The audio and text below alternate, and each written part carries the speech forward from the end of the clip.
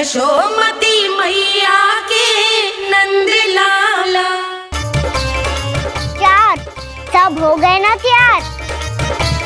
पाँच, अब देखो कान्हा का नाच।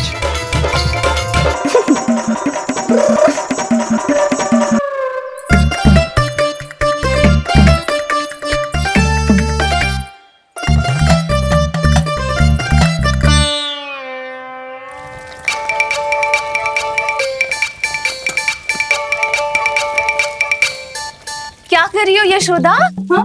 ध्यान कहाँ है तुम्हारा? यही है, यही तो है जीजी। चल लती, गिर गए हो ना, और आटा डाल देती हूँ। सारे बालक पेट भर के पूरियां खाएंगे। जो सेम छुपने पर पारंगत है, उससे कितनी देर छुपेंगे ये सब?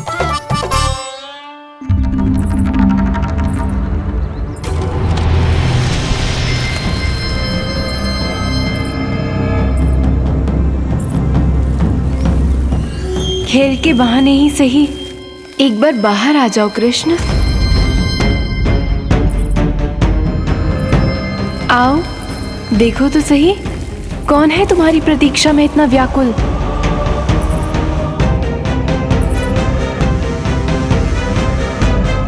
कान्हा, बाहर सबको छुपने से मना किया है मैंने। बाहर कोई ना छुपो है।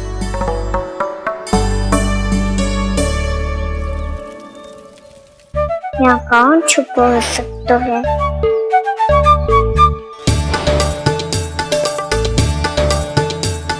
मुझे पता है, भोजन बनते ही सबसे पहले कौन आएगा खाने? सुबल। द्वार के पीछे सुबल छुपा है।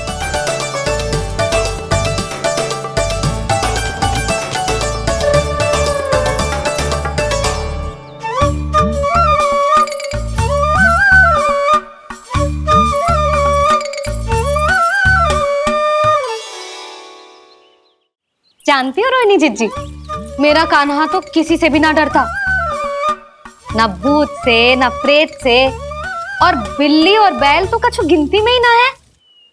अवश्य मैया वसंता के बारे में संकेत दे रही है।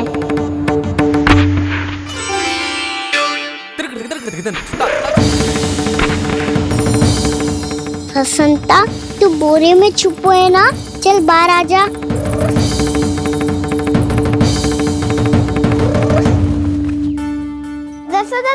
तुम्हारी सहायता कर रही है कान्हा।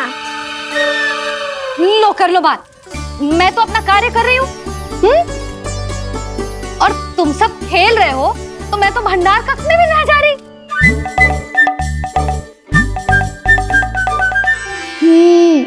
भंडार कक्ष में कोई छुप है?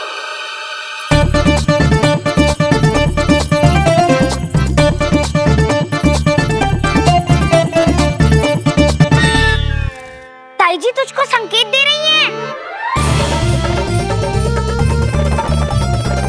ये उचित ना है काकी जी। आप छल कर रही हो ताई जी।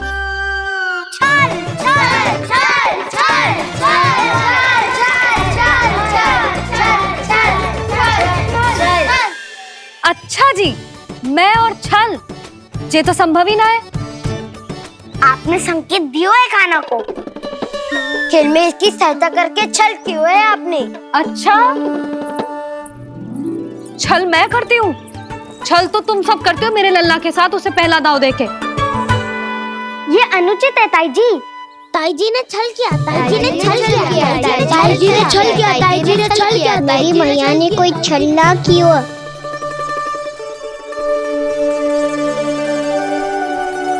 और ये सत्य है कि इन्होंने तुम्हारी सहायता की है ना? तुम्हें ऐसा नहीं करना चाहिए था यशोदा। आपको बालकों के बीच में ना आना चाहिए जी। अरे मैं आ रहा हूँ बीच में?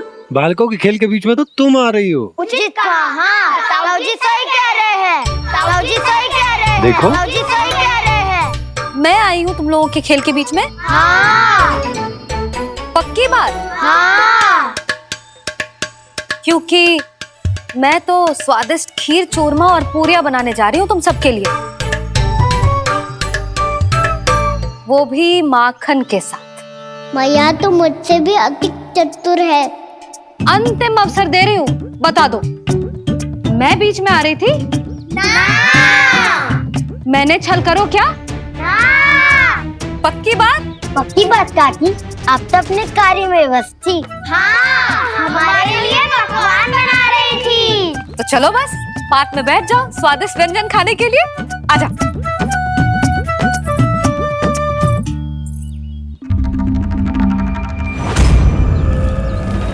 एक बार तो बाहर आओ कृष्ण, अपनी पीड़ा तुम्हें देनी है मुझे, और तुमसे लेना है सुख।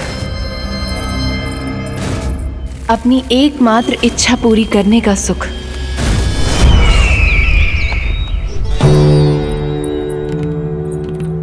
आश्वासन तो तुमने दे दिया, किंतु इस दशा में कैसे मिलाओगी इन्हें सभासदों से? यदि वो सभी शीघ्र ही महाराज से नहीं मिले तो इन्हें मृत मानकर विद्रोह कर देंगे सब। हमें राज सिंहासन से नीचे उतार देंगे, हम पर आक्रमण कर देंगे और हम दोनों कुछ नहीं कर पाएंगे। इसलिए अब और कोई उपाय नहीं है अस्थि। हमें किसी भी तरह इन्हें इस कक्ष से बाहर निकलने के लिए मनाना ही होगा।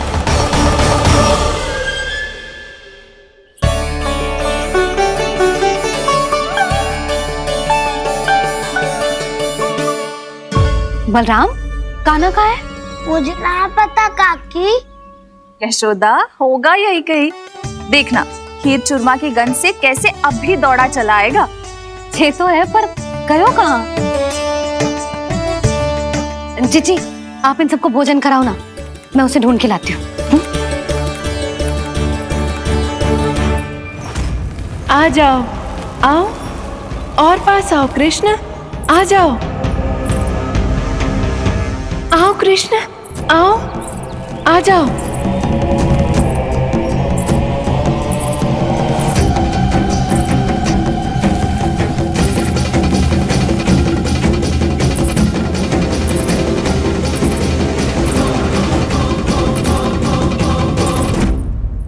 कान्हा, कान्हा,